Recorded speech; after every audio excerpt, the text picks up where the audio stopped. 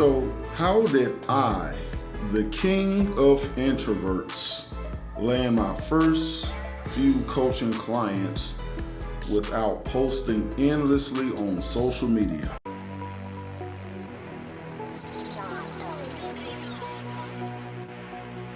That me though. That me though. I ain't got no problem with what you do. I'ma do me though. Yeah. I like chains on top of my chains for real, but that's me though.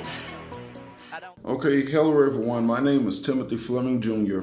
And today I just want to share with you a couple of tips about how I, the king of introverts, managed to land my first few coaching clients when I started my Kingdom Launchpad coaching business. So if you're anything like me, again, if you're an introvert, if you're a person who doesn't necessarily like being online a lot, and I get that, some people, they are like, I'm online every single day, and then there's some people that are like myself. You are a creative. You enjoy creating, you enjoy putting, packages together or designing and things of that nature. You like to actually do a lot of the technical work, the behind the scenes work, but you're not necessarily the person that want to put your face in front of the camera and things of that nature. You may be introverted, but guess what? If you are a coach, maybe you're an introvert, but you also feel this burning passion inside of you to help other people with life challenges, whether that be relationship challenges, business challenges, writing challenges. You help people write their books, whatever the challenge. You have an expertise and you want to help people, but you're not as comfortable with posting online, with getting on social media and just posting day in and day out. That's not necessarily your thing.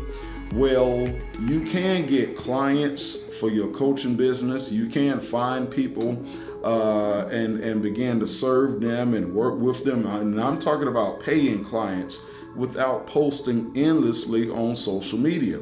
And I'll tell you how.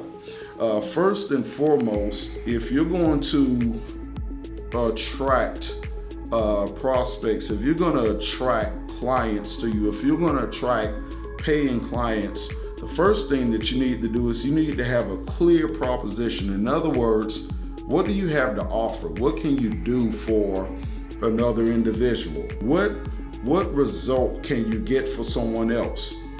I know that this tends to be something that a lot of people overlook. They just want to jump out there and just throw a fancy website together, get a business name and get it trademarked, and just go through and do all of the paperwork and get all of this fancy stuff done, and people just want to hurry up and just throw something together and then put a bunch of money on behind ads and run ads and try to drive traffic to a website or to a product, and they just want to spend a whole bunch of time just hurrying up and rushing straight to the dollar. And that's what a lot of people, that's what they tend to have in mind when they think about creating an online business, and in particular a coaching business. They just want to hurry up and rush to the dollar. So that they think about all of these, they even want to spend a ton of money on a sales funnel. Hey, I heard if you sign up with ClickFunnels or this or that one, hey, they'll make you $1 million in the next 3 months, and so people want to go and build a funnel, and then you gotta go hire a funnel builder, and you gotta go and hire someone to develop the website, and then you gotta hire a social media marketer, and you gotta pay them a ton of money to sit there and create engaging content and posting and all of that other stuff. And so a lot of times people just get caught up in all of the red tape about hiring people and doing all of this technical stuff. Then, hey, I'm going to go and spend a ton of money and hire an expensive PR firm and just have them get me on TV, get me on radios, get me on the top. I want to be on the Joe Rogan podcast show. I want to be on, Lewis Howell's show. I want to be on this show. Hey, get me out there, make me rich in the next 3 weeks. Hurry up now, and they just kind of had this idea that they just want to jump out there and just toss money and think that just tossing money at marketing and PR and all of that stuff is going to bring in clients and actually begin to change their lives and so on and so forth. But actually it starts, and I'm not saying anything is wrong with hiring marketers and PR and all of that stuff. That comes later. But in the beginning, the first thing that you need to do is you need to have a clear proposition. In other words, you need to have a clear message about who you can help, how you can help them, what result can you get them, how long is it going to take you to get that result? What is your framework? What is your clear path to the result? Do you have all of these things? Have you even taken out the time to discover who you intend to serve? Who is your ideal client? Have you built out a client avatar? Do you know anything about who you want to work with? Because not everyone is your cup of tea. Not everyone is going to be a good fit for you and your service. So have you actually sat back and thought about all of those things? That's the very first thing that you need to do. That's the groundwork. That's the foundation. That's the work that most people just don't want to take the time to do. You can't outsource that because that work comes directly from here, and nobody else lives in here except for you and of course the Holy Spirit. You're a Christian, but other than that, you can't outsource that. That takes time, that takes thought.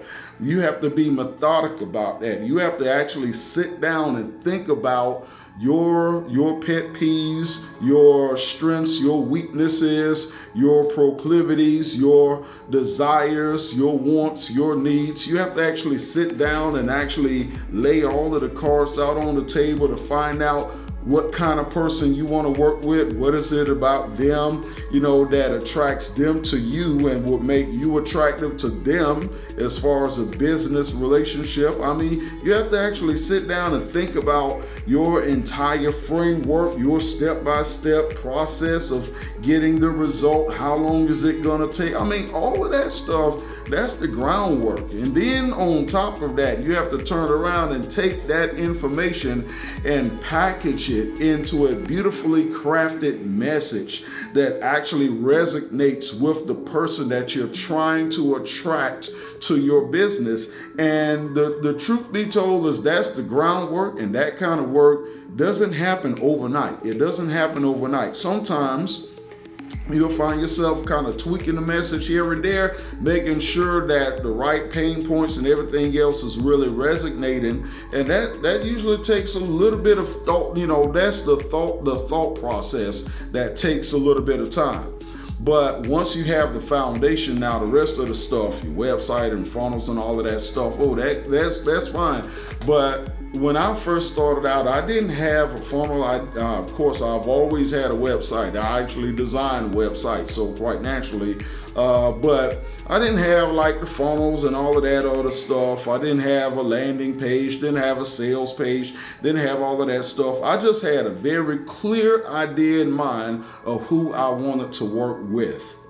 And there were some people that I chose to work with and some that I chose not to work with if they were not a good fit. But I had a very clear understanding of my message, of who I wanted to work with, who my ideal client was, of what results I could get, how long it would take for me to get said results, and so on and so forth. So these were the things that I had a very clear understanding of. So when I spoke to people, they would understand. They got a clear understanding that I knew what I was talking about, and that I knew at least my process worked, because it worked for myself, it worked for my wife.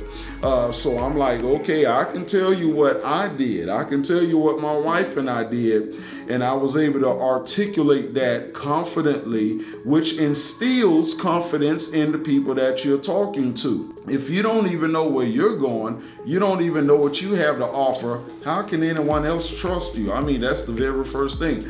So number one is getting a very clear proposition. But the second thing is this: without posting endlessly on social media, without being on there morning, noon, and night, and all of that other stuff, you can find clients right there in your own network. And I'm talking about the people that are closest to you, the people that are already around you, family, friends, loved ones, work colleagues, people at church. You go to church, there are people right there in the congregation that actually needs what you have. You probably have a mailing list with people already that are on your list that you can actually reach out to.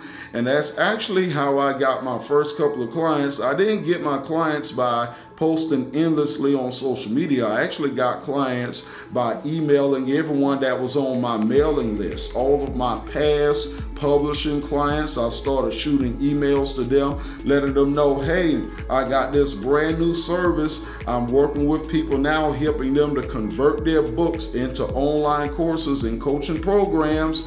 This is the next level for your book. This is how you can 10x your book's income. Actually, I mean, hey, are you in? Are you interested? Because I know you will be a great fit. We've already worked together in the past. You know my work. You know my work ethics. And so, hey, do you want to get on the phone and talk about it? I didn't sit there and throw out a price. I didn't sit there and say, hey, this is an amount of money. I didn't sit there trying to sell. No, I just simply emailed them and told them hey, I got this exciting new opportunity right here. This is going to really take your book to the next level. You want to hop on the phone and just talk about it? And I got a response. I had several people to respond and say, you know what? Yeah, that does sound interesting. Yeah, call me tomorrow or call me this day or whatever. Yeah, let's go ahead and talk about it. And that was it. And right then and there, I landed several clients. And not only that, but also my wife, she has her mentorship programs and things that she does. And she knew people that she was already working with in her network circle, people that had books or that were trying to launch out and start coaching programs or online businesses. And she just simply referred them to me. And it was through a process of me reaching out to my own personal network and also referrals. Those two things right there, referrals are huge, because maybe you have a family member or a loved one that is not directly interested in your product or service, but they know someone that is.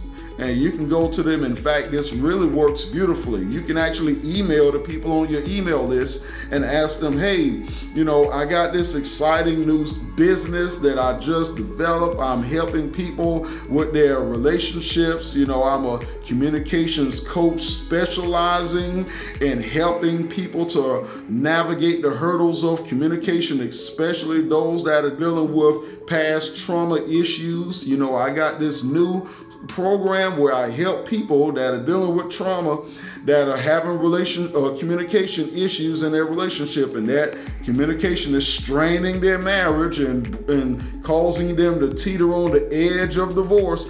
But hey, I got this service out that I'm doing now. I'm helping people to improve their relationship. Do you know someone that could use my help? Do you know someone that is dealing with relationship issues and don't mind getting a little bit of help? And you could actually ask for referrals. Hey, if you know someone that could use my service, can you pass my information along to them? And right there, just using referrals alone. You don't have to drown in the sea of social media. Oh my God, social media is great when you're talking about scaling, but when you're talking about starting, you need to start with your own network. I bet you there are like 50 people that are right there in your neighborhood, that are in the church that you go to. And then if you ask them to refer other people, then you got other people right there that they can bring in as referrals But you got to have a clear proposition, because if no one knows what you have to offer and how you can help them, then no one's going to really take you up on your offer, because they're not even sure about your offer.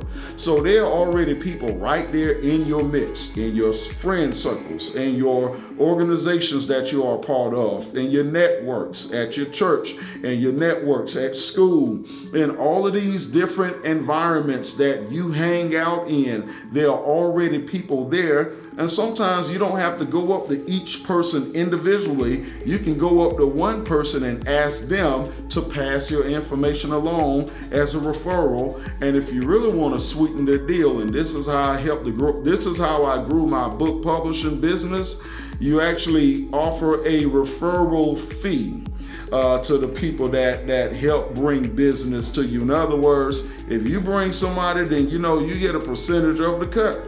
And that's how you can actually create your own marketing force for free. So I'll talk more about that in another video. But if you need help, if you're looking to grow or start or grow a coaching business, and you need some help, you need some information, you need some guidance, then I definitely encourage you, if this information was a blessing to you, click on the link in the description below, because I have an awesome resource that's definitely going to help set you on the right path. I do have an actual masterclass that I teach, a masterclass, and it's called From Passion to Profit. And I give you 3 steps on how to create a profitable and scalable coaching program.